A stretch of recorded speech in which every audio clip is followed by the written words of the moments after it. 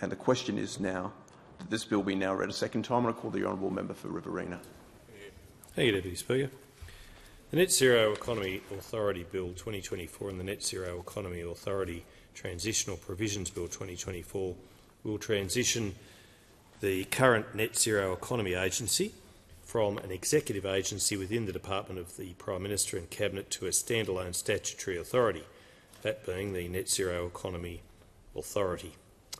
Under the legislation, the authority's functions will be to coordinate net zero policy and planning across government, facilitate both government and private participation and investment, support affected workers, support First Nation Australians to participate in the transition, and deliver educational and promotional initiatives as Australia transitions to a net zero emissions economy. There are two broad aspects to this legislation that operationalise the authority's powers.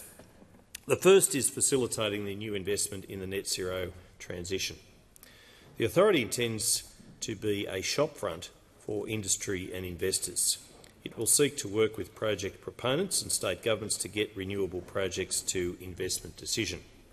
The authority will also mobilise public monies through vehicles such as the Clean Energy Finance Corporation and the National Reconstruction Fund, with private financing support, address enabling infrastructure needs and navigate regulatory processes. The second responsibility of the authority is assisting the impacted workers in that transition area through the Energy Industry Jobs Plan. The Energy Industry Jobs Plan would allow the authority to utilise the industrial relations system to manage the redeployment of workers in closing coal-fired and gas-fired power stations and their dependent employers, for example, coal mines that are reliant on a closing power station. The plan does not specify or anticipate the types of employment that workers may transition into. This is essentially an industrial relations bill disguised as a bill for the regions and the transition. And the Coalition will oppose this bill due to the following: its bureaucratic waste and duplication, its top-down Canberra-centric approach which is set to fail on delivering on the unique needs of the regions, an imposition of new obligations on small, medium and large businesses, and the fact that it is yet another example of Labor's haphazard approach on industry policy which delivers no guarantees for local workers. On top of these significant flaws in this piece of legislation, as we found out in the recent federal budget, the government has doubled the authority's budget to nearly, wait for it, $400 million from 2023-24 to 2026-27 alone, with further funding to total $1.1 billion over the medium term. That's according to the budget papers number 2, page 159 of the 2024-25 budget. The federal government cannot afford to waste over $1 billion on Canberra bureaucrats across the Net Zero Authority, the Department of Employment and Workplace Relations and the Fair Work Commission, when it has been unable to detail the actions that this authority would perform that are not already being done. The component of the Net Zero Economy Authority that relates to new investment in the net zero transition is a bureaucratic waste, which largely mirrors the responsibility of existing federal and state agencies. The investment facilitation aspects of the proposed authority duplicate the role of existing funding agencies such as the Clean Energy Finance Corporation, the CEFC, the Australian Renewable Energy Agency, ARENA, and the role of existing mechanisms such as the Major Project Facilitation Agency. The authority explicitly has responsibility for, and I quote, facilitating public and private sector participation and investment in greenhouse gas emissions reduction and net zero transformation initiatives in Australia, including in new industries, close quote. This is almost copied and pasted from the Clean Energy Finance Corporation's legislated role to, again I quote, facilitate increased flows of financing to the clean energy sector and to facilitate the achievement of Australia's greenhouse gas emissions reduction targets." End quotes. Similarly, the role of the Australian Renewable Energy Agency is to A. improve the competitiveness of renewable energy technologies, and B. increase the supply of renewable energy in Australia, and C. facilitate the achievement of Australia's greenhouse gas emissions reduction targets. The level of duplication on the proposed Net Zero Economies Authority's responsibility to promote new investment in the net zero transition and existing Commonwealth entities is beyond a joke. It truly is. How many federal agencies tasked with renewable financing does the Commonwealth require? It's a very, very good question. This approach, focused on facilitating investment consistent with net zero ambitions, also leans into the government's preference for picking winners, rather than genuine investment facilitation and jobs creation. A national body risks a top-down, Canberra-centric approach which does not fully consider regional needs and priorities.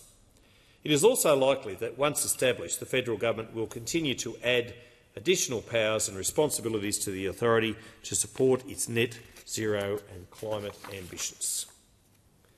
Will the government rule out giving this Net Zero Authority new powers to streamline and/or expedite regulatory approvals or financing for transformational green energy projects? Following the tabling of Labor's 2024-25 budget, the funding for this authority and its related activities is budgeted to be $399.1 million from 2023-24 to 2026-27 alone, with further funding to total $1.1 billion over the medium term. $1.1 billion over the medium term. This is on top of the billions of dollars of additional funding being moved into the Clean Energy Finance Corporation, the Australian Renewable Energy Agency and the newly badged Future Made in Australia. Over $13 billion in taxpayer-funded subsidies for big business don't address the source of Labor's cost of living crisis. They do not. Labor's focus should be dealing with energy costs, high inflation and out-of-control red tape. That's what they should be doing. Instead, Labor continuously fails to address the fundamental realities facing most Australian businesses. With insolvencies at record highs and more businesses going offshore, supporting a small number of big businesses is irresponsible and a slap in the face for small businesses desperately seeking answers from this government to survive, to stay afloat. The level of duplication between the Net Zero Economy Authority and existing Commonwealth institutions demonstrates a complete waste of more than $1 billion of federal government funds over the forward estimates. The proposed energy industry jobs plan is a long-held union wish list item. It was an election commitment carried under Bill Shorten, member for Maribyrnong, dubbed the Just Transition Authority, and it's been adopted in some form in all Australian Labor Party national platforms since 2018. Australia's current industrial framework features a well-established safety net that applies and has applied for a considerable amount of time to instances of business closure and industry change, especially relating to the closure of coal-fired power stations. Under section 2.10.1 bracket C2 of the AEMC's National Electricity Rules, coal-fired power stations must provide 3.5 years' notice before being able to close. Furthermore, a national agency to assist regions is also duplicative of state-based mechanisms designed to achieve the very same outcome. For example, regional planning initiatives already exist through the New South Wales Government's Hunter Regional Plan and the Victorian Government's Latrobe Valley Authority Transition Plan. This new authority would also cut across the work and vision of existing Regional Development Australia committees, which recognise that there is no one-size-fits-all approach to creating vibrant regions. This bill adds an onerous additional layer of regulation not previously considered by the Fair Work system. The proposed energy industry jobs plan process overlaps significantly with existing industrial obligations, including consultation, paid leave, union access and enforcement, without dealing with how those overlapping obligations should interact. This bill takes no steps to harmonise measures which will cause confusion, uncertainty and disputation at a workplace level that can and should be avoided. There are justifiable benefits in mechanisms that attempt to keep jobs and employment in these affected communities. But, in reality, what this legislation does is give the unions a big stick to threaten employers to provide paid time off, facilitate activities to drive union membership and enforce obligations that a dependent business may not be able to afford. There is no sense of limit around what obligations, pay or work conditions that can be applied, as much will be left to the Fair Work Commission to determine. The regulatory impact statement expects a total annual compliance cost of $1.5 million when the costs for individual employers are aggregated. It is important to note that the larger risk in this legislation is not for the large energy generation companies, such as AGL, Origin or Energy Australia, but rather for smaller businesses which supply goods or services to a closing power station which may be caught up in this energy industry jobs plan process. These businesses, which typically don't have human resources and internal workplace lawyers, are unlikely to have any light of sight as to what is coming.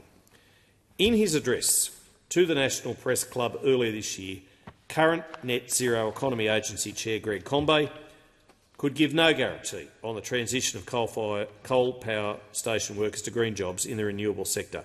There is a real risk that these workers will be left with fewer employment opportunities and lower rates of pay. While the bill will require employers to offer workers retraining opportunities and attempt to match employees with new jobs in the green economy, this is unlikely to benefit older, experienced workers approaching retirement or workers with highly specialised skill sets. There is concern about the scope of the legislation, particularly for smaller dependent employers. The explanatory memorandum provides an example of a local cleaning service with a commercial relationship with a closing generator being classified as a dependent employer. It is not clear what liability or obligations a cleaning service would be expected to adopt under an energy industry jobs plan. It would be up to the FWC, Fair Work Commission, to determine. There are no carve-outs or exclusions for small businesses in the legislation. None. These organisations are unlikely to have the resources or capacity to administer the services outlined in the bill. It is also unclear whether this plan will apply to only permanent employees of closing or dependent employers and whether casual employees will also be captured. The energy industry jobs plan is bought and paid for by the union movement. The union movement want the Net Zero Economy Authority to be legislated because the authority will be able to collect the personal information of employees of coal-fired power stations from financial records to telephone numbers. Indeed, this bill does not even require the relevant employee's consent for their information to be passed from their employer onto the Net Zero Economy Authority and the legally mandated trade union representation on its board. This bill is not a bill for the regions, nor is it a bill to support the net zero transition. This is an industrial relations bill that the Labor government are gifting to the union movement. The Coalition will oppose the Net Zero Economy Authority Bill 2024 and the Net Zero Economy Authority Transitional Provisions Bill 2024 due to its bureaucratic waste and duplication, top-down, Canberra-centric approach which is set to fail on delivering on the unique needs of our regions, imposition of new obligations on small, medium and large businesses, and the fact that it is yet another example of Labor's haphazard, dysfunctional approach on industry policy which delivers no guarantees for local workers. The Coalition will not be supporting this bill.